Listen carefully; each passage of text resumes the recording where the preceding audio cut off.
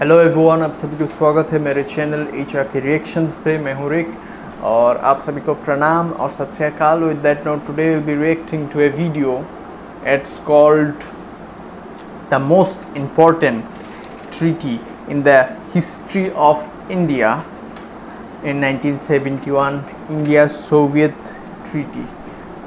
तो शुरू करते video and let's see what it is this treaty is all about with 1 2 3 and let's start. नमस्कार, I welcome you all to world affairs. मैं हूं प्रशांत Dhawan. Now यहाँ पे आप देखोगे रिसेंटली भारत और रूस ने सेलिब्रेट किए हैं 50 years of the Indo Soviet treaty. जी हाँ, ये वही ट्रीटी है जिसके अंडर यूएसएसआर ने उस वक्त यूएसए को रोका था भारत पे आक्रमण करने से।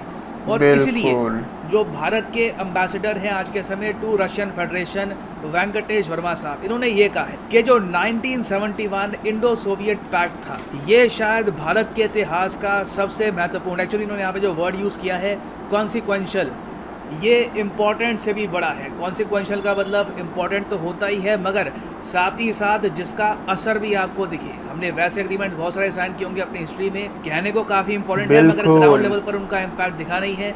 ये सबसे ज़्यादा कॉन्सिक्वेंशियल इंटरनेशनल ट्रीटी थी जो इंडिया ने साइन करी है since the independence of India. ये बहुत बड़ी बात है और इसके 50 साल दोनों कंट्रीज़ ने यहाँ पे ऑब्जर्व किए। और इवन दो आज के समय जियो पॉलिटिक्स कम्प्लीटली चेंज हो चुकी है, रशिया ज़्यादा अलाइंड है चाइना के साथ, हमें ये बात भूलनी नहीं चाहिए कि इस एक ट्रीटी ने साउथ एशिया का जो पूरा नक्शा है ये बदल दिया। Bangladesh as a country exist ना करता अगर ये ट्रीटी साइन ना हुई होती 50 साल पहले। तो इस वीडियो में हम यहाँ पर जानेंगे कि ये ट्रीटी साइन हुई कैसे थी, इस ट्रीटी में यहाँ पर कौन कौन सी बातें हैं, क्या आज 2021 में इस ट्रीटी की जो प्रोविजंस हैं आज भी स्टैंड करती है, और क्या रशिया ने ऐसी ट्रीटी किसी और कंट्री के साथ आज के समय भी साइन कर रखी है या फिर नहीं। ना फर्स्ट ऑफ ऑल आपको समझना होगा कि 1970 में दुनिया कैसी थी और इसका इम्पैक्ट 1971 की वॉर पे क्या होने वाला था। ना आई एम श्योर आपको बेसिक्स तो पता ही होंगे कि 1971 वॉर में बांग्लादेश की लिबरेशन हुई थी और इंडिया ने पाकिस्तान को हराया था। पाकिस्तान के 93,000 सोल्जर्स ने सरेंडर कर दिया था। It was the biggest surrender after world war 2। तो वॉर से पहले के आप अगर समीकरण देखो तो दुनिया कुछ हद तक ऐसे बटी हुई थी। एक तरफ था भारत और यूएसएसआर। जी हाँ, उस वक्त यूएसएसआर अकेला देश था जो इंडिया को सपोर्ट कर रहा था। हो सकता है कि आप यहाँ पर कहे इजराइल। वेल देखिए, इजराइल टू बी ऑनेस्ट उस वक्त खुलकर इंडिया के सपोर्ट पे नहीं आया, प्राइमरली क्योंकि वो बहुत हद तक अलाइन थे यूएसए के साथ, और यूएसए यहाँ पर कम्प्लीटली सपोर्ट कर रहा था पाकिस्तान को। चाइना भी यूएन सिक्योरिटी काउंसिल में और तरीके से सपोर्ट कर रहा था पाकिस्तान को। इवन यहाँ पर Iran, Saudi Arabia, Turkey, Libya, United kingdom, Indonesia, even Sri Lanka ने भी पाकिस्तान का समर्थन किया था थ्रू आउट 1970 टू 1979। आप कहोगे नो वे, नहीं, श्रीलंका ने भी पाकिस्तान का सपोर्ट किया। तो इसका आंसर आप अगर हिस्ट्री में देखोगे तो आपको पता लगेगा कि जब पाकिस्तानी एयरक्राफ्ट को वेस्ट पाकिस्तान से ईस्ट पाकिस्तान जाना था, जो आज के समय बांग्लादेश है, तो बहुत बार अपने बेसिस इनको प्रोवाइड किए रिफ्यूलिंग के लिए, इवन ड्यूरिंग द 1971 वॉर। इसलिए 2011 में पाकिस्तान की सरकार ने शुक्रिया किया था श्रीलंका का कि आपने हमारी मदद करी in the 1971 India Pakistan war. यहाँ पे आप देखोगे इस पे आर्टिकल है 2011 का। तो इंडिया ट्रूली यहाँ पर आप कह सकते हैं आइसोलेटेड था, सिवाय एक बड़े देश के, एक महाशक्ति के, यूएसएसआर के। कोई भी देश इंडिया के सपोर्ट में नहीं था। यहाँ पर every country was supporting Pakistan. और इसलिए पाकिस्तान के उस वक्त जो आर्मी जनरल थे याया खान, ये बहुत कॉन्फिडेंट थे। इन्होंने ओपनली एक इंटरव्यू में एक बार कहा था कि अगर इंडिया जो ईस्ट पाकिस्तान में कर रहा है, इंडिया जो मुक्ति बाहिनी को सपोर्ट कर रहा है, अगर इंडिया ने ये ना रोका तो ये लोग इंडिया पे अटैक कर देंगे, देयर विल बी वॉर। मैं चाहता हूँ आप ये जो वीडियो फुटेज है ऑफ 1970 बिफोर द वॉर, ये देखें। Pakistan's President Yahya Khan keeps his eyes on the Indian border. And I warn the world that if they have any idea of taking a chunk of my territory in East Pakistan, I think this is not war. और उसके बाद क्या हुआ, This will mean war. मैं यही कहूँगा, Moral war. Which I hate. इतिहास For the defense of my country, I must then fight a all-out war. That will mean war there in West Pakistan. How close are you to war with India? Very near it. तो यहाँ पे आपने देखा कि 1970 के अंत में, 1970 के नवंबर दिसंबर के आसपास, जब जर्नलिस्ट ने पूछा कि how close are you to a war with India, तो उन्होंने बहुत ही ज़्यादा अग्रेसिवली कहा वी आर वेरी क्लोज, कभी भी ये वॉर स्टार्ट हो सकती है, दुनिया को मैं वार्निंग दे दूं और ये वॉर हम यहाँ पर स्टार्ट कर देंगे। नाउ पाकिस्तान को ये कॉन्फिडेंस इसलिए था क्योंकि यूएसए ने ऑलरेडी अपनी आर्मी को, अपनी नेवी को ऑर्डर दिए थे कि आपको भारतीय सेना को टारगेट करना है, ना सिर्फ भारतीय सेना, भारतीय एयरफोर्स को भी टारगेट करना है 1971 में, क्योंकि किसी भी कीमत पर यूएस नहीं चाहता था कि पाकिस्तान का बंटवारा हो जाए। और इसके लिए एक टास्क फोर्स भी बनाई गई, टास्क फोर्स 74। इसमें यूएसए का 7th फ्लीट शामिल था, इनका एक एयरक्राफ्ट कैरियर, कई फ्रिगेट्स, डिस्ट्रॉयर शिप्स यूएसए की यहाँ पर शामिल थी। और इनको बोला गया था कि सिचुएशन जब बहुत ज़्यादा आउट ऑफ कंट्रोल हो जाए, पाकिस्तान हारने लग जाए, तो इमीडिएट बेसिस पर आपको यहाँ पर अटैक करना है इंडिया को। तो पाकिस्तान काफ़ी हद तक कॉन्फिडेंट था कि इंडिया के पास ज़रा ऑप्शन है नहीं, अगर पाकिस्तान कहीं से वॉर हारने भी लगा तो यूएस इमीडिएटली आकर इंडिया को अटैक कर देगा।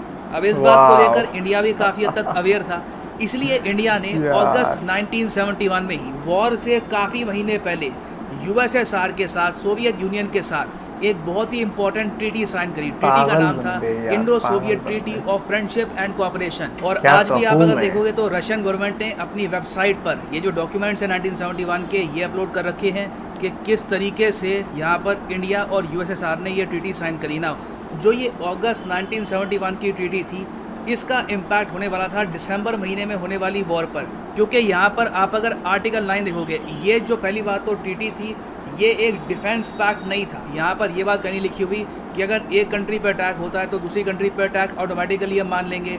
ये नेटो के आर्टिकल 5 की तरह कोई यहाँ पर डिफेंस पैक्ट नहीं है, मगर अपने आप में ये एक बहुत स्ट्रॉन्ग ट्रीटी थी। क्योंकि आप अगर आर्टिकल 9 देखोगे इस ट्रीटी का, तो यहाँ पर लिखा है कि पहली बात तो दोनों कंट्रीज़ ये एग्री करते हैं कि कोई भी देश जो दूसरे देश को, मतलब दूसरी पार्टी को यहाँ पे अटैक कर रहा होगा, उस कंट्री को ये सपोर्ट नहीं करेंगे। दूसरी बात यहाँ पर यह है कि in an event of either party being subjected to an attack threat there of, उस केस में इमीडिएटली म्यूचुअल कंसल्टेशन होनी स्टार्ट हो जाएगी ताकि इस थ्रेट को हम रिमूव कर सकें। तो आप अगर जेन्युइन वर्डिंग पढ़ोगे इसकी, तो ये लिखा है कि कल को अगर इंडिया पे अटैक होता है, यूएसएसआर को लगता है कि यहाँ पे इंडिया एक थ्रेट फेस कर रहा है, तो म्यूचुअल कंसल्टेशन, आपसी बातचीत इमीडिएट बेसिस पे स्टार्ट हो जाएगी।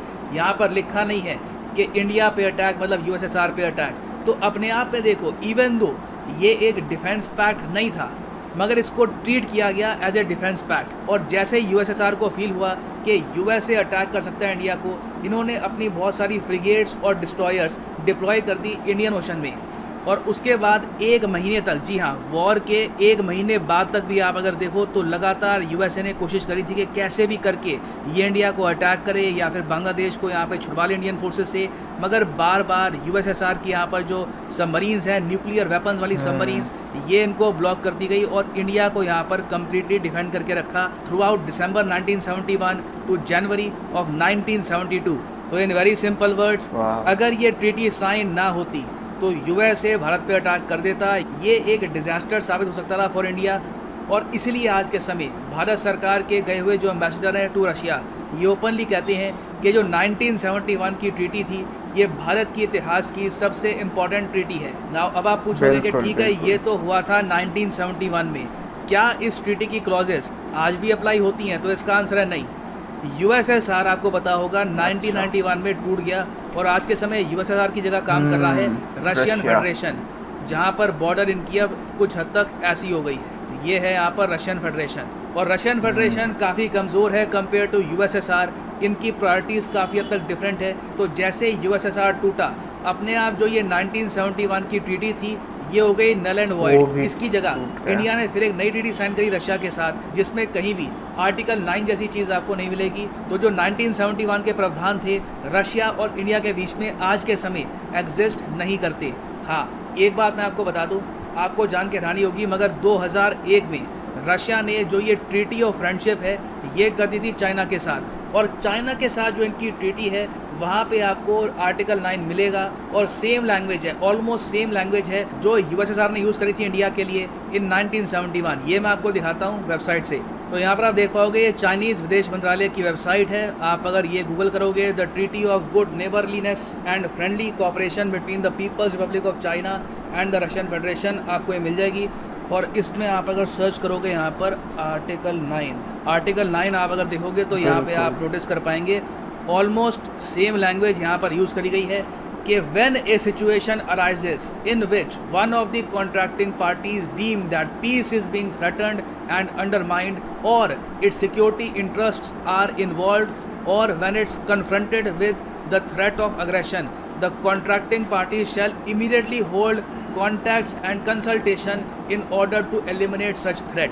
तो इससे आप समझ सकते हैं कि डायमेंशंस काफ़ी हद तक चेंज हो चुकी है, जियोपॉलिटिक्स इज़ एवर चेंजिंग, मगर हमको हमारी हिस्ट्री भूलनी नहीं चाहिए। यहाँ पर हिस्ट्री से हमेशा हमको लेसन मिलते हैं कि टाइम पर किए गए एग्रीमेंट्स जिनका जेन्युइन इम्पैक्ट हो ग्राउंड लेवल पर, they can be history making. और फाइनली यहाँ पर मैं ये भी ऐड कर दूँ कि आप किसी भी तो चलिए गाइस, वीडियो ख़त्म होता है। बिल्कुल ये हिस्ट्री का one of the important treaty माना जा सकता है इंडिया के लिए और सोवियत रशियन फेडरेशंस के लिए, not for Russia, because at that time Soviet Russia जो था वो बहुत ज़्यादा पावरफुल था और उनका जो क्या बोलते हैं कज़ाकिस्तान, तुर्कमेनिस्तान, वो भी जो थे पार्ट्स, वो भी रशियन क्या बोलते हैं सोवियत रशियन फेडरेशंस के अंडर ही आते थे, जो कि आजकल नहीं आते।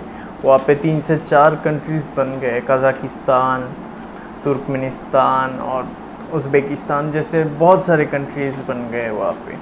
सो इसलिए इंडिया का कनेक्शन उतना नहीं है जितना उस समय पे था, क्योंकि उस समय में सोवियत और यूएस दोनों एक दूसरे के साथ रेस पे थे कि who is most superior to one another. लेकिन जब वो टूट गया तो उनकी बहुत सारी जो पावर की जो सेगमेंट्स थे वो बिखर गए रशिया का। सो पहले जितना वेल्थ था उतना वेल्थ नहीं है और बहुत सारे कंट्रीज़ भी पार्ट डिविजन्स पे दूसरा कंट्री बन गए, यूक्रेन हो गया और भी बहुत सारे कंट्रीज़ बन गए। सो उससे रशिया को रिसोर्सेज पे भी बहुत ज़्यादा इफ़ेक्ट करा। सो या टाइम हमेशा चेंज होता रहता है, वी डजंट नो कि फ्यूचर पे क्या होगा। हाँ, यूएस ने पास्ट में भी बहुत ही ज़्यादा धोखा दिया था, सिर्फ इंडिया को ही नहीं, बहुत सारे कंट्रीज़ के साथ उसने ऐसा किया, not only I would say with India. So in this time also India is just doing the business, man. It's not about that they are our best friend and all that kind of thing. We are just doing our business and we are just buying our equipment. It's nothing else. It's all about. और Russia के साथ उस समय help किया था, उसके लिए friendship थोड़ा गहरा हो जाता है, उस चीज़ के लिए सेफ गार्ड किया था। लेकिन आज के समय पे वही यूएसए इंडिया को चाइना के बराबरी पे लाने की कोशिश कर रहा है। It will take a bit of time ताकि बैलेंस बना रहे एशिया पे, अदरवाइज़ एक ही बंदा अगर डोमिनेट करता है तो एशिया पे बहुत ज़्यादा इफ़ेक्ट पड़ता है, क्योंकि इस पूरी अर्थ पे Asia is a largest continent. So उस पर जो राज कर गया वो बादशाह बन जाता है। सो यही बात है। So it's a bit informative video out there again. So I hope you guys have liked it. Don't forget to like, share and subscribe the channel guys, and hit the notification bell out there. We'll see you on the next one. See you guys.